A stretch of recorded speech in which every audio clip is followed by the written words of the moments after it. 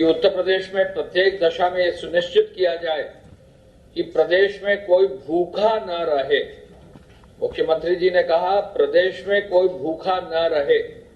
उन्होंने कहा और निर्देश दिया कि 30 जून तक सार्वजनिक वितरण प्रणाली का सार्वभौमिकरण यानी यूनिवर्सलाइजेशन ऑफ पीडीएस करते हुए यह सुनिश्चित किया जाए कि प्रत्येक जरूरतमंद को राशन अवश्य उपलब्ध हो। उन्होंने ये भी निर्देशित किया कि यदि किसी का कार्ड नहीं है तो उसकी भी व्यवस्था की जाए कि कैसे उसको राशन मिलेगा, और इस यूनिवर्सलाइजेशन ऑफ पीडीएस के लिए उन्होंने निर्देश भी दिया। मुझे आपको बताकर विशेष रूप से कहना है कि उत्तर प्रदेश सरकार की जो पीडीएस की योजना है उसके अंतर्गत पूरे प्रदेश में जो प्रथम चरण में कार्ड से वितरण हुआ है 3,23,87,640 राशन कार्ड से फेयर प्राइस शॉप्स के माध्यम से राशन की दुकानों से पूरे प्रदेश में वितरण हुआ है और लगभग 13 से 14 करोड़ यूनिट्स पर वितरण हुआ है। पूरे देश में सबसे बड़ा वितरण उत्तर प्रदेश में हुआ है और इसमें जो फूड ग्रेन का डिस्ट्रीब्यूशन हुआ है वो लगभग 7,45,618 मैट्रिक टन फूड ग्रेन का डिस्ट्रीब्यूशन हुआ है। इस डिस्ट्रीब्यूशन में से फ्री डिस्ट्रीब्यूशन फूड ग्रेन का 35% है, 35.5, और पेड डिस्ट्रीब्यूशन 64.5% है, यानी 1/3 के लगभग फ्री डिस्ट्रीब्यूशन हुआ है। ये प्रथम चरण का है। प्रथम चरण के बाद आप सबको मालूम है कि चावल का डिस्ट्रीब्यूशन शुरू किया गया है और इस पर भी एक रिकॉर्ड जो है फूड एंड सप्लाईज डिपार्टमेंट ने प्रधानमंत्री गरीब कल्याण अन्न योजना के अंतर्गत जो है अचीव किया है।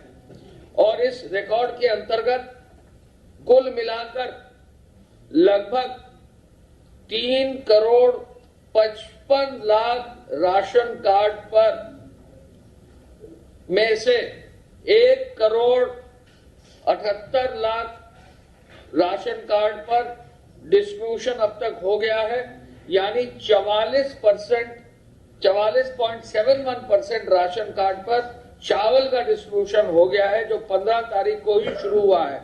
यानी 15, 16 और आज 17 तारीख को 1:05 तक की जो सूचना हमें मिली है उसमें चावल का डिस्ट्रीब्यूशन 44.71% कार्ड पर हो गया है और उसी आधार पर जो चावल वितरित किया गया है वो 3,38,000 मैट्रिक टन चावल लगभग 2.5 दिन के वितरण में सुनिश्चित हुआ है।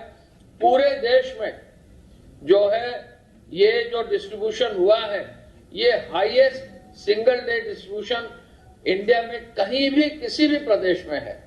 और यही कारण है कि माननीय मुख्यमंत्री जी ने कहा, 1 कि हमारे प्रदेश में कोई भूखा न रहे, दूसरा कि हम यूनिवर्सलाइजेशन ऑफ पीडीएस का सुनिश्चित करें। तीसरा बिंदु उन्होंने आज समीक्षा की और कम्युनिटी किचन शेल्टर होम के संचालन के संदर्भ में उत्तम व्यवस्था करने का भी उन्होंने निर्देश दिया। उन्होंने ये कहा कि जहां भी कम्युनिटी किचन हो, शेल्टर होम हो, वहां भोजन की अच्छी व्यवस्था हो और वहां कहीं भी किसी भी तरह की कोई कमी ना रहे और कोई भी किसी तरह की जो है क्वालिटी में भी कमी ना हो। इसको करने के लिए उन्होंने जो निर्देश दिए हैं उस क्रम में मैं बताना चाहूंगा कि आज जो हमें सूचना मिली है, कल जो वितरण हुआ है 12 लाख से अधिक 12 लाख से अधिक फूड पैकेट का वितरण हुआ है। कुल मिलाकर जो अभी हमको सूचना मिली है कि लगभग 12,05,397 फूड पैकेट कल बांटे गए हैं, जो 1359 धार्मिक संगठनों के किचन से और 704 जिला प्रशासन के किचन से हुआ है। यानी भोजन की जो कुक्ड फूड की व्यवस्था है वो भी पूरे देश में सबसे बड़ी व्यवस्था है। 12 लाख फूड पैकेट जो दिए जा रहे हैं और इसको निरंतर आगे भी चलाने का निर्देश माननीय मुख्यमंत्री जी द्वारा दिया गया है। संस्थागत क्वारंटीन के बाद होम क्वारंटीन पर जो लोग गए हैं उसकी भी समीक्षा आज माननीय मुख्यमंत्री जी ने की है। उन्होंने आज अस्पतालों में निर्देश दिया है और आज अभी इस समय उनकी सभी medical colleges, private medical colleges और जो सेंट्रल गवर्नमेंट के मेडिकल कॉलेजेस हैं उनके सभी प्रिंसिपल्स, डायरेक्टर्स और सीनियर डॉक्टर्स और माइक्रोबायोलॉजिस्ट के साथ अभी इस समय वीडियो कॉन्फ्रेंस से उनका जो है समीक्षा और कार्रवाई की जा रही है। मुख्यमंत्री जी ने कहा है कि N95 मास्क, PPE के संक्रमण के लिए पर्याप्त मात्रा में सुरक्षा के इंस्ट्रूमेंट्स और सुरक्षा के जो भी इक्विपमेंट हैं जरूर दिए जाए। एक इनपुट कुछ जगहों पर अखबारों में दिया गया था, वो कुछ PPE किट्स के बारे में था जो प्रमुख सचिव चिकित्सा द्वारा बताया गया है। ये PPE के किट्स पहले आए थे। आज की तारीख में जो PPE किट्स क्रय किए जा रहे हैं वो लगभग 1,000 रुपए के हैं। ये बहुत पहले की सप्लाई 100 रुपए, 115 रुपए की थी। उन PPE किट्स के बारे में डॉक्टर्स का ये व्यू था कि इनको जो बहुत पहले जो खरीदे गए थे उनको आगे न यूज किया जाए, तो उस पर भी निर्णय आज हो गया है और उस पर भी गंभीरता से विचार करके आगे की कार्रवाई भी करने का निर्देश प्रमुख सचिव चिकित्सा और प्रमुख सचिव चिकित्सा शिक्षा को दे दिया गया है। माननीय मुख्यमंत्री जी द्वारा विभिन्न जनपदों के शिक्षण संस्थानों द्वारा जो छात्राएं अध्ययनरत हैं उनकी भी समीक्षा इस तरह से की कि इन छात्र छात्राओं के लिए ऑनलाइन जो कोर्सेज हैं उनको और मजबूती से रिव्यू किया जाए। अन्य प्रदेशों में भी छात्र छात्राएं जो है उनका भी रिव्यू करने के लिए उन्होंने निर्देश दिया। माननीय मुख्यमंत्री जी द्वारा आज यह भी निर्देश दिया कि जो ग्रामीण और नगरीय क्षेत्र के नाला सफाई, मार्ग निर्माण और जो अन्य परियोजनाएं हैं उन पर टेंडर और जो विभिन्न प्रक्रिया ऑनलाइन की जाती है वो लॉकडाउन के तुरंत बाद प्रारंभ करने के लिए उनकी भी कार्रवाई कर दी जाए। आपको मालूम है कि सब रजिस्ट्रार के कार्यालय खोल दिए गए हैं। सब रजिस्ट्री का काम भी अब धीरे धीरे शुरू हो रहा है। निराश्रित व्यक्ति की मृत्यु होने पर शासन द्वारा अनुमन्य राशि से दिवंगत का अंतिम संस्कार भी कराए जाने का निर्देश उन्होंने दिया। इस अवसर पर स्वास्थ्य मंत्री जी और चीफ सेक्रेटरी साहब और वरिष्ठ अधिकारी भी थे। हम आपको पुनः बताना चाहेंगे कि माननीय मुख्यमंत्री जी का बहुत ही स्पष्ट आदेश है कि कोई भी प्रदेश में भूखा ना रहे, हर व्यक्ति को राशन मिले, आवश्यकता अनुसार जो है कुक्ड फूड भी उसको उपलब्ध कराया जाए। गृह विभाग और पुलिस विभाग की सूचना के अनुसार धारा 188 के अंतर्गत 20,453 FIR दर्ज की गई है और उसमें 62,811 लोगों को नामजद किया गया है। एक लोगों को भ्रम यह है कि इन लोगों को गिरफ्तार किया गया है। क्योंकि आज की तारीख में लॉकडाउन की कार्रवाई चल रही है तो इसमें सामान्यतः जहां भी गिरफ्तारी की तो बेल भी दे दी गई है, जिससे कि किसी भी रूप में हमारे जेलों में अधिक संख्या में लोग न जा पाए। वाहनों की चेकिंग लगातार की जा रही है। 18,48,000 वाहनों की चेकिंग की गई है और 24,667 वाहनों को सीज भी किया गया है। चेकिंग अभियान में 8 करोड़ 11 लाख रुपया जो है जमा हुआ है और आवश्यक वस्तुओं की सेवाओं के लिए 1,60,000 वाहनों को परमिट दिया गया है। जमाखोरी और कालाबाजारी के लिए 435 FIR दर्ज करते हुए 49 लोगों के खिलाफ कार्रवाई की गई है और साथ साथ फेक न्यूज के भी अब संख्या में काफी मामले आए हैं और लगभग 375 मामले अब हमारे संज्ञान में आए हैं और उन पर भी हम लोगों ने कार्रवाई की है। हॉटस्पॉट्स पर विशेष अभियान चलाने का निर्देश दिया गया है और कल माननीय मुख्यमंत्री जी के आदेशानुसार हर हॉटस्पॉट का विजिट डीएम, एसपी या डीएम वहां के पुलिस कमिश्नर को दिया गया और उसी के क्रम में प्रत्येक पूरे प्रदेश के हॉटस्पॉट्स की कल जिला प्रशासन और पुलिस द्वारा विजिट करके उनकी समीक्षा की गई। 15 जनपदों में जो 179 हॉटस्पॉट्स है उनमें जो मकान अब चिन्हित हैं लगभग 1,81,000 और 11 लाख से अधिक लोग इनमें चिन्हित किए गए हैं। द्वितीय चरण के 25 जनपदों के 93 हॉटस्पॉट अब चिन्हित कर लिए गए हैं और इनमें अब जो है 12,88,000 से अधिक लोग हैं।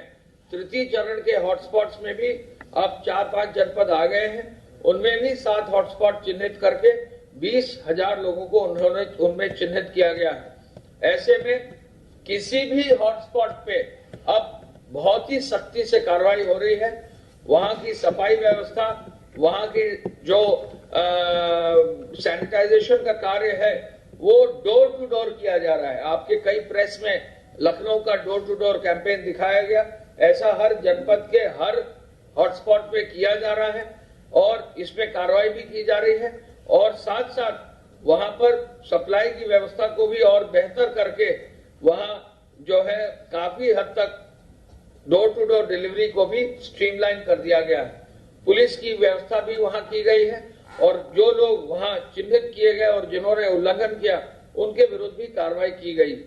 जहां तक तबलीगी जमात से जुड़े हुए लोगों का प्रश्न है, विदेशी जो तबलीगी जमात के हैं उन पर एफआईआर, जैसा मैंने पहले बताया था, लगभग उनके ऊपर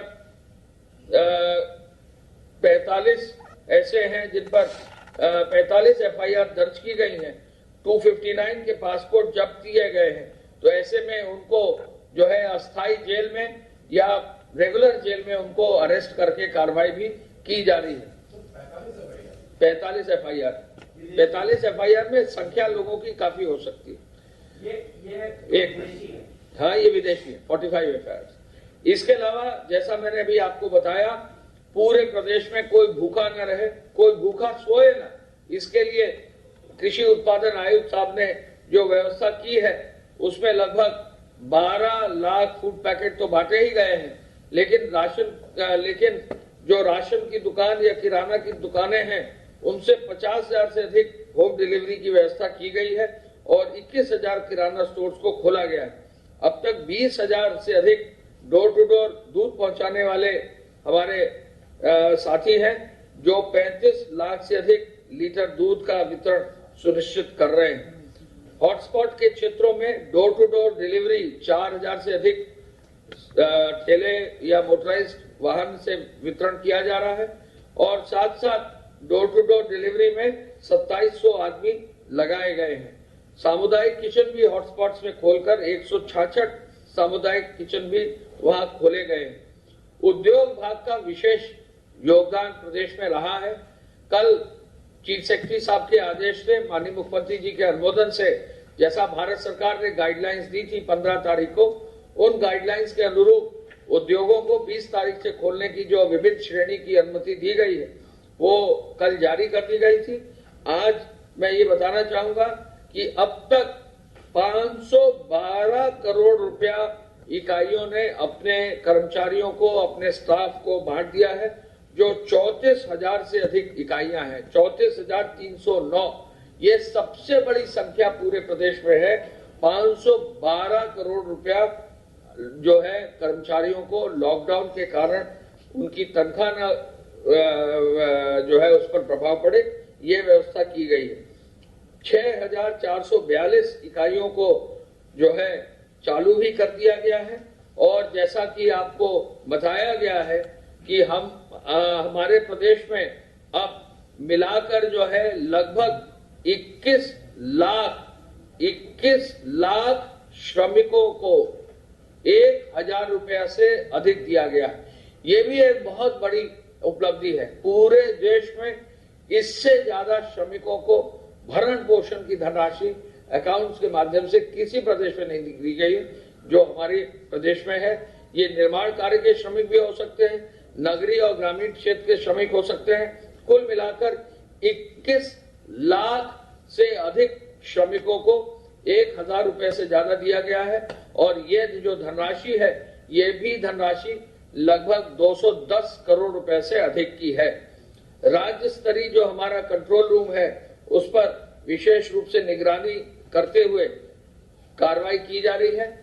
जो हमारे होम क्वारंटाइन में भेजे गए हैं जिले स्तर के क्वारंटाइन पे, उनको भी माननीय मुख्यमंत्री जी द्वारा जैसे बाढ़ पीड़ितों को एक पूरा जो है मटेरियल दिया जाता है, उसी तरह भोजन आदि, ड्राई राशन आदि की व्यवस्था करके हर व्यक्ति को जिले स्तर से घर जो है ड्राई राशन के साथ उनको घर भेजा गया है। मैं इस अवसर पर यह भी बताना चाहूंगा कि जो हमारे जेल से छूटने वाले कैदी हैं बेल और पैरोल में, कुल 13,484 ऐसे पैरोल पर छूटने वाले जेल के कैदी हमारे हैं पैरोल या बेल पर। और जो बच्चे हमारे जुवेनाइल होम से छोड़े जाने थे पेटी ऑफेंसेस के, अब तक 425 ऐसे बच्चे हैं जिनको पेटी ऑफेंसेस की वजह से अब उनको जो जुवेनाइल होम से उनसे छोड़ा गया है। हम ये जरूर बताना चाहेंगे कि हॉटस्पॉट्स के प्रति माननीय मुख्यमंत्री जी का व्यू बहुत क्लियर है कि जो भी अधिकारी हॉटस्पॉट्स में काम कर रहे हैं सख्ती से जो है हॉटस्पॉट्स के नियम और जो भारत सरकार के डिजास्टर के जो नियम है, एपिडेमिक्स एक्ट के जो हेल्थ विभाग की गाइडलाइंस है, उनका जरूर पालन करेंगे। साथ साथ उनका ये भी निर्देश है कि जहां भी प्रदेश में कहीं भी इक्का दुक्का भी लोग अगर कहीं छुपे हैं जिनका की मेडिकल परीक्षण कराना और क्वारंटीन कराना जरूरी है, वहां कार्रवाई करेंगे। कल ये आदेश दिए गए हैं कि जिस भी थानाध्यक्ष के क्षेत्र में ऐसे लोग अब आगे पाए जाएंगे तो उन पर भी कार्रवाई होगी और संबंधित जिले के जिलाधिकारी और पुलिस अधीक्षक से भी ये जवाब तलब किया जाएगा कि ऐसे लोगों को किन कारणों से पिछले 15-16 दिन से जो है चिन्हित नहीं किया गया है और उनको क्यों छोड़ दिया गया। प्रमुख सचिव चिकित्सा आए हैं, आप कृपया अपना विवरण इसी में देना। धन्यवाद। प्रदेश में अभी तक कोरोना वायरस से संक्रमित लोगों की संख्या 846 है, 846। ये संख्या 49 जिलों से 49 डिस्ट्रिक्ट से आई है। इनमें से अब तक 74 लोग पूरी तरह उपचारित होकर डिस्चार्ज किए जा चुके हैं, ये घर जा चुके हैं। 74 जी 49 डिस्ट्रिक्ट्स। इसमें 3 जनपद ऐसे हैं जहां की इस समय कोई एक्टिव केस नहीं रहा। जो भी केसेस आए थे उनका इलाज हो गया है। वो हैं पीलीभीत, हाथरस और महाराजगंज। हम इन जिलों को भी हम लोगों ने कहा है कि आप इस बात से कॉम्प्लेसेंट नहीं होंगे कि आपके यहाँ एक्टिव केस नहीं रहे। आपको लगातार सैंपल्स लेते रहने हैं और लगातार वॉच करते रहना है ताकि फिर से संक्रमण ना आए। कल 3200 के लगभग सैंपल्स विभिन्न लैबोरेटरीज में भेजे गए और 2962 टेस्ट कंडक्ट किए गए, जो कि एक बहुत बड़ी संख्या है। इतनी बड़ी संख्या धीरे धीरे आपने देखा है कि 150-200 से बढ़ते हुए हम 2962 पर आ गए हैं। 2962 की टेस्टिंग कल हुई। 2962 इस समय आइसोलेशन वार्ड्स में 993 लोग आइसोलेशन वार्ड में रखे गए हैं और जो हमारी फैसिलिटी क्वारंटाइन है जिसमें हम पॉजिटिव के कॉन्टैक्ट्स को और जो सिम्टोमेटिक लोग होते हैं उनको हम रखते हैं, फिर वहां से उनकी हम सैंपलिंग करवा के जांच करवाते हैं, वो संख्या 10,714 है, 10714। कल भी जैसे आपको मैंने बताया था पूल टेस्टिंग के बारे में, कल भी पूल टेस्टिंग हुई और कल पहले परसों हम लोगों ने आपको बताया था कि केवल आगरा जनपद की पूल टेस्टिंग हुई थी। कल लखनऊ, गोंडा, बरेली, हरदोई, शाहजहांपुर और पीलीभीत और आगरा, इतने जिलों की फुल टेस्टिंग हुई। लखनऊ, गोंडा, बरेली, हरदोई, शाहजहांपुर, पीलीभीत, आगरा, तो कल 290 सैंपल्स को 58 पूल बना करके टेस्ट किया गया, जिसमें 55 पूल निगेटिव आए और 3 पूल पॉजिटिव आए थे। उनको अलग अलग करके जांच की गई और फिर जो केसेस हैं वो डिस्ट्रिक्ट में ऐड किए गए। At the cost of repetition, एक बार फिर मैं आपके माध्यम से रोज ये अनुरोध करता हूं कि जो सोशल डिस्टेंसिंग है और हैंड वॉशिंग है, साबुन पानी से हाथ धोने का, सोशल डिस्टेंस मेंटेन करने का, कम से कम 1 मीटर की दूरी रखें, अपने बुजुर्गों को खास करके सुरक्षित रखने का, जिनको कोई पहले से बीमारी हो, कोई डायबिटीज हो, ब्लड प्रेशर हो या किडनी की समस्या हो, इस तरह की बीमारियां हो, उनको संक्रमण से बिल्कुल सुरक्षित रखने का हम पूरा प्रयास करें। वो भी इस पर पूरा ध्यान दें कि किसी भी ऐसी जगह न जाएं कि उनको संक्रमण हो। अपनी इम्यूनिटी को बढ़ाएं और अपने चेहरे को कवर करें। साथ ही साथ आपके माध्यम से इस पूरे अभियान में जो लगे हुए हमारे मेडिकल की टीम है, डॉक्टर्स हैं, पैरामेडिकल स्टाफ है, नर्सेज हैं, वार्ड बॉयज हैं, स्वीपर्स हैं और जो दूसरे तमाम विभागों के लोग, चाहे वो राजस्व के हों, पुलिस के हों, सैनिटाइज जो कर रहे हैं वो लोग हैं, और भी जो विभाग हैं जो इसके कंटिन्यूअस सप्लाई चेन मेंटेन करने में लगे हुए हैं, उन सब का हम लोग आपके माध्यम से आभार व्यक्त करते हैं कि उन पूरे सबों के एक सम्मिलित सहयोग से कोरोना के खिलाफ हमारी लड़ाई लड़ी जा रही है और हमारा विश्वास है कि हम इसको नियंत्रित करने में सफल होंगे। धन्यवाद।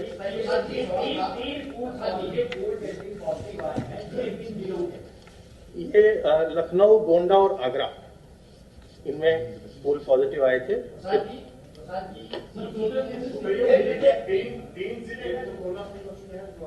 जी जी, तीन जिले जिनमें एक्टिव केसेस अभी 0 हो गए, जहां जो ये 3 हैं, पीलीभीत, हाथरस और महाराजगंज।